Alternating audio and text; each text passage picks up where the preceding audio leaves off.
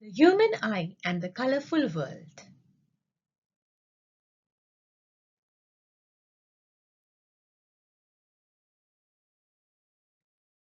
We have learned about the refraction of light by lenses and the nature, position and relative size of the images formed by lenses.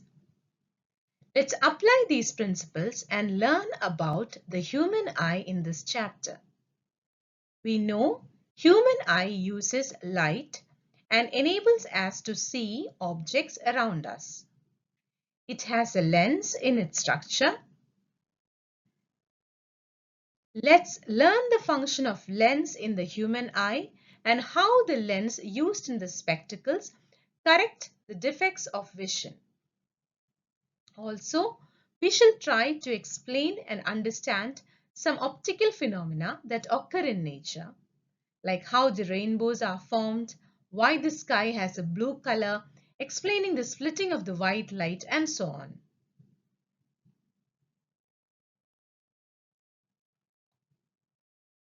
The human eye. It's the most valuable and sensitive sense organs. It enables us to see the wonderful world and the colors around us. The structure of a human eye. This is the structure of the human eye. This is your eyeball. This is the convex lens, which will help to focus the light and which forms the image.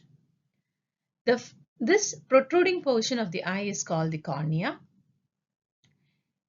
This small muscle that will contract and relax, that is the iris. It helps in controlling the size of the pupil. Pupil is this opening that will allow the light to pass through. Aqueous humor is a fluid. It's a jelly-like fluid that is there in between the cornea and the iris, and also in between iris and the lens. Okay. Then this is the vitreous humor. It's also a jelly-like medium. So the ciliary muscles help in supporting the convex lens. This is the retina, and this retina has photoreceptor cells that are like rods and cones that will help it will get illuminated. Upon illumination, it will generate electrical signals that are carried by the optical nerve and is fed to the brain. So, the human eye functions just like a camera. So, how do you see things around you? So, let's go to do an activity. Let's uh, let's go to a dark room. Okay, why you're not able to see anything there? You may say there is no light. Now, switch on the light. Can you see? How do you see? You will tell me with my eye, right? But how exactly? The light from the bulb hits the object and reaches your eye, and it forms an image in your retina. So here is a candle.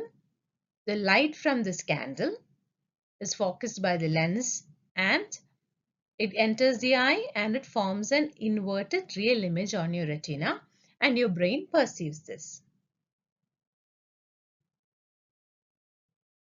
This is for those of you who found the structure of eye too boring. Why don't you take your smartphone and join me? Open your camera, open the camera app, focus, take a picture, close the app, and then go to the gallery and view it. Now you just close your eyes, open at once, look around, close your eye again, and try to recollect what you just saw. What happened just now? Let's analyze. When light enters a camera, it passes through the lens, hits a light-sensitive surface like the digital sensor or film. The lens focuses the light to create an inverted image on the sensor or the film. The image is then processed and stored as a photograph. And I say your eye works just like a camera. Will you agree with me? Let's dive into the details. your mobile and see your camera. How does it look? Just like the camera is circular in shape, your eyeball is also approximately spherical in shape with a diameter of 2.3 centimeter. Above the lens of your phone, you could see a lens cover or the protective glass. What does it do? It protects the inner components like the lens and allows the light to pass through. Likewise, we also have a thin membrane which forms a transparent bulge in front of the surface of the eyeball. Most of the refraction of the light that is entering the eye will occur at the outer surface of the cornea. You all know we have a lens in the camera of the smartphone. Likewise, we also have a lens in our eyes. It is a convex lens.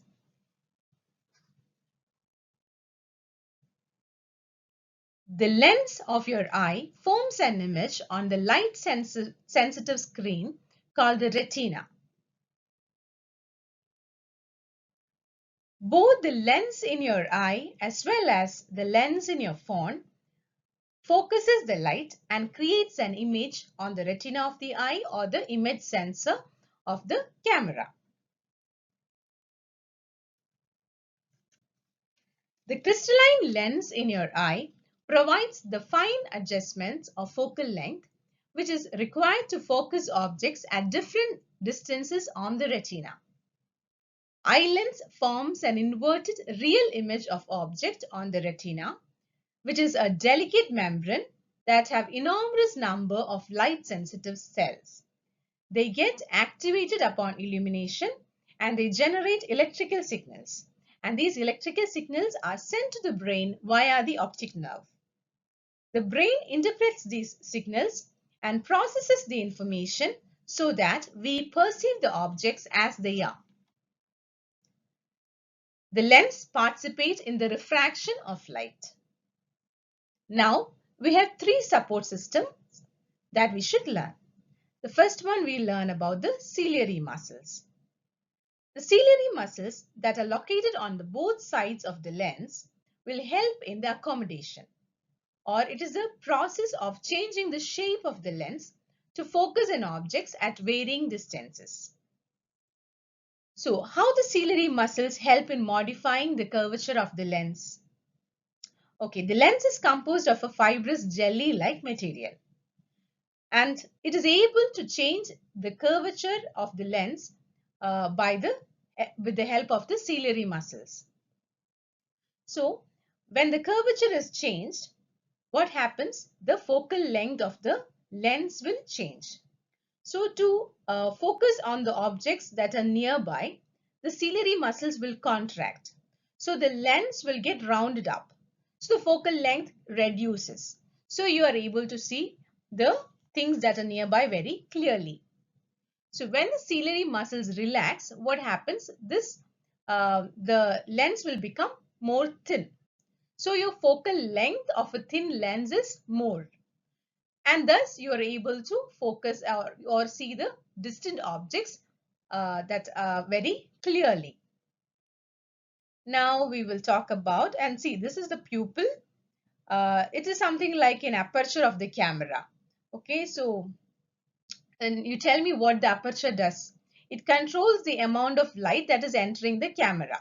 Just likewise, your pupil is also like a door or an aperture or a window, you could say, so that it will regulate the amount of the light that is entering your eye.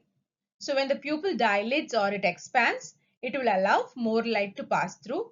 When it contracts or it becomes narrowed, it will adjust or the light that enters is less, and that's how the light it will adjust itself to the changing light levels. Then behind this cornea and in front of this lens, you have the iris. Okay, iris it's a muscular diaphragm that controls the size of the pupil. Okay, it's like the two say like a window door of the window. So the window opens up, the pupil, this open space is more, and more light comes up, goes inside, and the windows are quite close, the pupil size gets reduced. So the iris could be compared to the aperture diaphragm of the camera. So iris regulates the amount of light which is entering the eye by adjusting the size of the pupil. Also, we have this aqueous humor. It's a very clear watery fluid like thing. It is produced in the eye. It has many good benefits, like it nourishes your cornea, maintains the eye pressure, removes the waste, and so on. It's located in the space between this cornea and your iris, and also in between your iris and the lens. So aqueous humor will help in maintaining this optical clarity. So by now you have learned all the parts of the eye. Let's have a very quick recap. This is the lens of your eye. It forms an image on the light sensitive screen called the retina. The light enters the eye through this thin membrane called the cornea. It forms a transparent bulge in front of the surface of the eyeball. It's approximately spherical in shape, and most of the refraction of the light happens at the surface of the cornea. Behind the cornea, you have your the structure called the iris. It's a dark diaphragm, muscular diaphragm that controls the size of your pupil, and it regulates and controls the amount of light that enters the eye.